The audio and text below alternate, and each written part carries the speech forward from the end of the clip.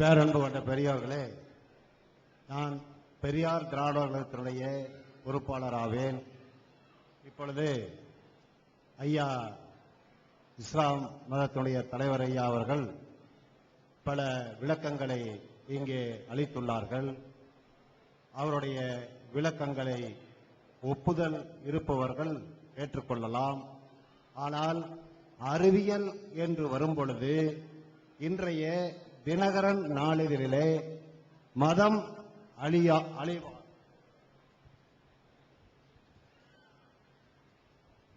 அழியுமா என்ற ஒரு கட்டுரை வந்திருக்கிறது.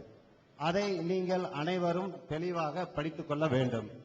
இரண்டாவதாக, கடவுள்தான் அனைத்தையும் இயக்குகின்றார் என்று ஐயா அவர்கள் எப்பொழுது சொன்னார்கள்.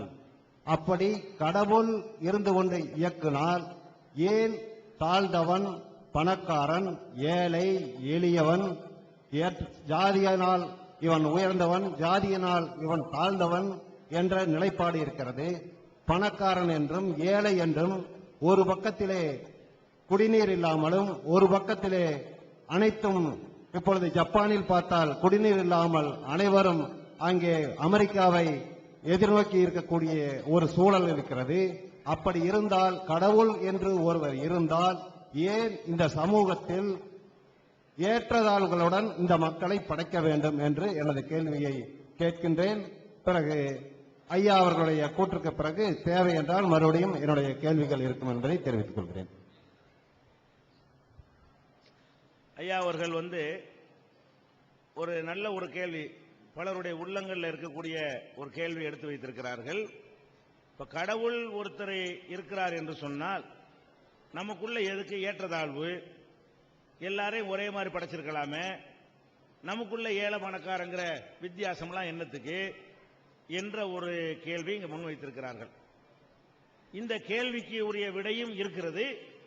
ஆனால் அதுக்கு முன்னாடி இந்த கேள்வியினால கடவுள் இல்லைன்னு ஆகாது. இந்த கேள்வியினால ஏழை பணக்காரனெல்லாம் இருக்கக்கூடிய, ஒத்துக்கொள்ளக்கூடிய ஒரு கடவுள் இருக்காருன்னு வருமே தவிர, கடவுள் இருக்காரா என்பது அதுக்குரிய வாதங்களை கொண்டு நிலைநாட்டணும். இதையெல்லாம் கடவுள் செய்யறாருன்னு சொன்னா இது அவர் செஞ்சிருக்கிறான்னு வேணா சொல்லலாமே தவிர, இதுல இருந்து கடவுள் இல்லைன்னு ஆயிருமா? கடவுள் இல்லைன்னா கடவுள் இல்லைங்கிறதுக்குரிய அறிவியல், கடவுள் இல்லைங்கிறதுக்குரிய லாஜிக், கடவுள் இல்லைங்கிறதுக்குரிய வாதம் சொல்லணுமே தவிர, ஏன் ஏழை பணக்காரன் இருக்கிறான்னா அப்ப ஏழையும் பணக்காரனும் உள்ள ஒரு உலகத்தை கடவுள் படைத்தான், அதை அவன் விரும்புறான் அப்படின்னு தான் அர்த்தம் வருமே தவிர, ஏழை பணக்காரன் இருக்கிறதுனால கடவுள் இல்லைன்னு ஆயிருமா? கடவுள் இருக்கிறான் என்பதை எப்படி நிரூபிக்கணும்? அவனுடைய படைப்புகளை ஆற்றல்களை வச்சு நிரூபிக்கணும். இது ஒரு மேட்ராச்சா? இப்ப அந்த கேள்விக்கு வருவோம். இந்த ஏழை பணக்காரனை ஏன் கடவுள் படைச்சிருக்கிறான் என்று கேட்டால், அவன் கடவுளா இருக்கிறதுனால தான் அப்படி படைச்சிருக்கிறான். ஏன்னு கேட்டா, இந்த உலகத்துல புரிஞ்சுக்கிறதுக்காக நான் சொல்றேன், உலகத்துல நம்ம எல்லாருமே ஒரு பில்கேட்ஸ் மாதிரி பெரிய மில்லியனியரா இருக்கிறோம்னு வைங்க. எல்லாரும் பல கோடிக்கு அதிபதி. இங்க வந்திருக்கிற அனைவருமே யாரு? பல பல பல ஆயிரம் கோடி ரூபாய்களுக்கு அதிபதியா இருக்கிறோம். கொஞ்சம் கற்பனை பண்ணி பாருங்க, அப்படின்னா உலகத்தில் என்ன நடக்கும்? ஒன்னும் நடக்காது, உலகம் அழிந்து விடும். இப்ப நான் ஒரு பெரிய பல பல ஆயிரம் கோடிக்கு அதிபதியா இருக்கான்னு வைங்களேன், என் வீட்டு வயல்ல ஒரு விவசாயம் பண்ணணும், உங்களை கூப்பிடுவேன். அட நானும் பல கோடிக்கு அதிபதிடா, நான் ஏன்டா உன் வீட்டுக்கு வர்றேன்? நீங்க என்ன கூப்பிடுவீங்க? நான் ஏன் உன் வீட்டுக்கு வரணும்? நானும் பல கோடி, நீனும் பல கோடி அப்படின்னு சொல்லுவேன். அப்ப என்ன செய்யணும்? நான் தான் கலப்பைய பிடிக்கணும். கதிர இருக்கிறதுக்கு நான் போய் கூப்பிடுவேனா? அவன் என்ன செய்வான்? கதிர இருக்கவா, நானும் எனக்கும் உன்னை மாதிரி பல கோடி, நீனும் என்னை மாதிரி பல கோடி, ரெண்டு பேரும் பிச்சைக்கார போய் போடான்னு போனா இல்லையா? அப்படி போய்விடும். இப்ப எனக்கு ஒரு சட்டை வேண்டி இருக்குன்னா என்ன செய்யணும்? இந்த சட்டை எனக்கு தேவை இருக்கிறது. எல்லாரும் பல கோடிக்கு அதிபதி, கற்பனை அப்படி ஒரு உலகம். அந்த உலகம் எப்படி இருக்கிறது? எல்லாரும் பல கோடிக்கு அதிபதியா இருக்கக்கூடிய ஒரு உலகத்துல எனக்கு ஒரு சட்டை வேண்டும் என்றால், நானாக பருத்தி மரத்தை என்ன செய்யணும்? விதைக்க வேண்டும். நானா பருத்திக்கு தண்ணி ஊற்ற வேண்டும். நானா அந்த மரத்தை வளர்க்க வேண்டும். அது பஞ்சு வரும் பொழுது நானா அந்த பஞ்சை எடுத்துக்கிட்டு வர வேண்டும். நானா தான் நூல் நுறுக்க வேண்டும். நானா தான் அதை துணியாக என்ன செய்யணும்? நெய்ய வேண்டும். நானா தான் அப்புறமேல வெட்டி தைக்க வேண்டும். தைக்கிறதுக்குரிய மிஷினை நானா தான் ரெடி பண்ணிக்க. எல்லாம் கோடி சொன்னா அவன் வரப்போறான்? தண்ணி ஊத்த வருவானா? நூல் நூக்கு வருவானா? தறி ஓட்ட வருவானா? தைக்கிறதுக்கு வருவானா? வெட்டுறதுக்கு வருவானா? இப்படி இருந்தா நான் சட்டை கூட இயலுமா? நான் பல கோடிகளை வச்சிருக்கலாம், நான் நிர்வாணமா தான் தெரியணும், இந்த சட்டையை நான் போட இயலாது.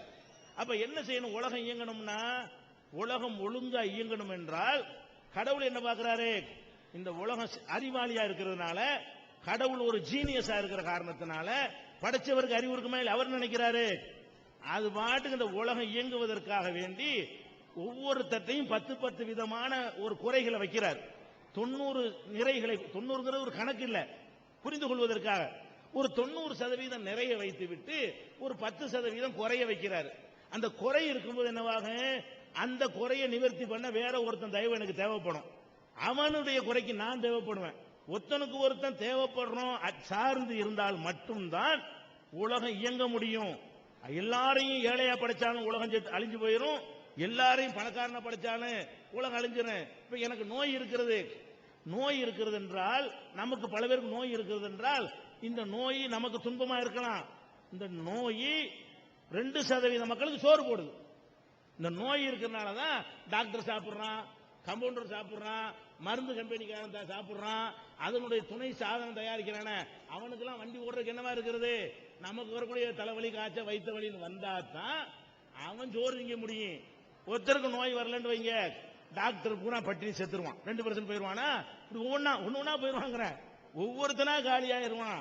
அதே மாதிரி ஒவ்வொரு விதமான குறைபாடுகளையும் சரி செய்வதற்காக வேண்டி ஒருத்தன் இறங்குகிறான். அப்படி இறங்கக்கூடிய நேரத்தில் தான் உலகம் சீரா இயங்கும். அதுக்காண்டி நான் கேட்கிறேன், எந்த மனுஷனுக்கு சில குறைகள் இருப்பதை பத்தி என்ன நினைக்கிறாங்கன்னா, காசை மட்டும் நினைக்கிறாங்க. ஒருத்தன் ஏழை, ஒருத்தன் பணக்காரங்கும் போது அவனுக்கு மட்டும் கம்மி, இவனுக்கு மட்டும் கூட. இது அநீதி இல்லையாண்டு? அநீதியே கிடையாது. ஏன் அநீதி கிடையாதுங்கிறோம்? காசை வச்சு மட்டும் நீங்க பாக்குறீங்க. காசு மட்டும் தான் பாக்கியமா? கண்ணு பாக்கியம் இல்லையா? காது பாக்கியம் இல்லையா? காசை கொடுத்து கண்ணை கூடாக்கி விட்டான ஒருத்தனுக்கு காசை கொடுத்துருக்கான், பிள்ளைய கொடுக்கலையே. ஒருத்தனுக்கு காசை கொடுத்துருக்கான், அவனுக்கு சோறு திங்க முடியாத. டாக்டர் வந்து கேழ்வரகு ரொட்டியை தின்னுருவான. இப்ப நான் பல கோடிகளுக்கு அதிபதியா இருப்பேன், எனக்கு ஒரு பணக்கார வியாதியை கொடுத்துருவான் கடவுள். என் வீட்டில் உள்ள வேலைக்காரன் எல்லாம் பிரியாணி சாப்பிடுவான், நான் என்ன செய்வேன்? எச்சி ஊரும் சாப்பிட முடியாது. என்ன செய்வார் டாக்டர்? பிரியாணி திங்காத, இறைச்சி திங்காத, தக்காளி திங்காத, தேங்காய் திங்காத, மாங்காய் திங்காதன்றாரு. நான் என்னத்துக்கு கூட திங்கிறது? இவ்வளவு பணத்தை வச்சுக்கிட்டு வீட்டில் உள்ள எல்லாரும் திங்கிறத பார்த்து நொந்து போறன. அப்ப என்ன பணத்தை மட்டும் ஏன் பாக்கியம் நீங்க நினைக்கிறீங்க? ஒரு ஏழை காசு இல்லாதவன் சட்டி சோறு சாப்பிடுறானே, அது உனக்கு பாக்கியம் தானே? நான் காசு பணத்தை வச்சுக்கிட்டு ஒரு ரொட்டி சாப்பிட முடியலையே. அப்ப என்ன வழங்குறோம்? நம்ம என்ன நினைச்சுக்கிட்டு இருக்கிறோம்? காசு தான் உலகத்துல பாக்கியம் நினைச்சுக்கிட்டு அவனுக்கு ஏன் கூட, இவனுக்கு ஏன் கூட, அப்படி பார்க்க கூடாது. காசுல கூட இருக்கிறவன் போய் கேளுங்க, குறைய இல்லையாண்டவன். அவன் நொந்து நூலாகக்கூடிய 10 குறை அவன் இருக்குது. எந்த கோடி? மன்மோகன் சிங் கவலை இல்லையா? நாட்டுக்கு பிரதமர் தான். ஒபாமா நிம்மதியா தூங்க முடியுமா? இன்னைக்கு 7 சுரங்கத்துக்குள்ள படுத்தா ஒரு தூக்கமே வரும். அப்ப ஒபாமாவுக்கு பெரிய உலக சட்டாம்பல பதவி கிடைச்சதுனால அவன் நிம்மதியா இருக்கான்னு சொல்ல முடியுமா? அப்ப எவனா இருந்தாலும் அவனுக்குள்ள ஒரு 75 80 நல்லது இருந்தா 25 10 குறை இருக்கும். குறை இல்லாட்டி மனுஷனே கிடையாது.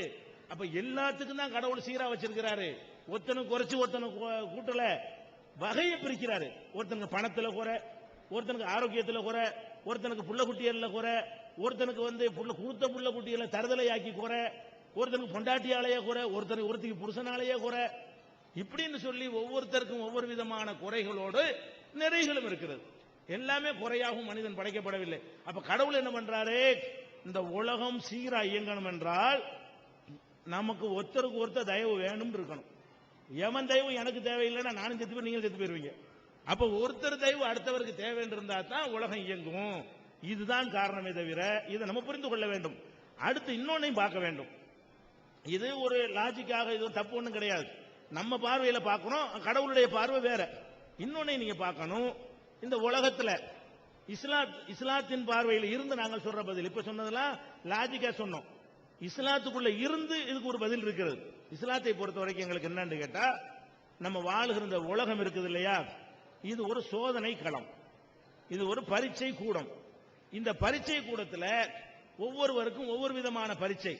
ஒருவனுக்கு ஏழ்மைங்கிற பரீட்சை, ஒருத்தனுக்கு வாழ்க்கை துணை இல்லைங்கிற பரீட்சை, ஒருத்தனுக்கு புள்ளை இல்லைங்கிற பரீட்சை, ஒருத்தனுக்கு கோடி கோடியா பணத்தை கொடுத்து பரீட்சை. எப்படி நடக்கிறான்? இவனுக்கு பிள்ளை இல்ல, இவன் இதை எப்படி எதிர்கொள்றான்? இவனுக்கு பணம் இல்ல, இவன் எதிர்கொள்றான். இவனுக்கு பணம் ஜாஸ்தியா இருக்கிறது, எப்படி எதிர்கொள்றான்? என்று இந்த உலகத்தை பொறுத்த வரைக்கும் இது ஒரு பரீட்சை கூடம். இதுல சில துன்பங்கள் வறுமையானால் அதை நேர்மையாகவும் நியாயமாகவும் எதிர்கொண்டால் இன்னொரு வாழ்க்கை இருக்கிறது. இஸ்லாமிய நம்பிக்கைப்படி உள்ளது. முதல் சொன்னது லாஜிக்கா உள்ளது. இஸ்லாமிய நம்பிக்கைப்படி எங்களுக்கு என்ன சொல்லப்படுதுன்னா, இந்த உலகம் அழிக்கப்பட்டு விடும். அழிக்கப்பட்ட பிறகு கடவுள் எல்லோரையும் திரும்ப உயிராக்குவார். முதல் மனிதரில் இருந்து உலகம் அழிக்கும் போது உள்ள அத்தனை பேரையும் கடவுள் உயிர் கொடுத்து எழுப்புவார். எழுப்பும் போது இந்த உலகத்தில் வாழும் போது எவன் கெட்டவனா இருந்தானோ, பரீட்சையில ஒழுங்கா எழுதலையோ, அவனை எல்லாம் தண்டிப்பார். எவன் நல்லவனா இருந்தானோ அவனுக்கெல்லாம் என்ன செய்வாரு? பரிசு கொடுப்பார்.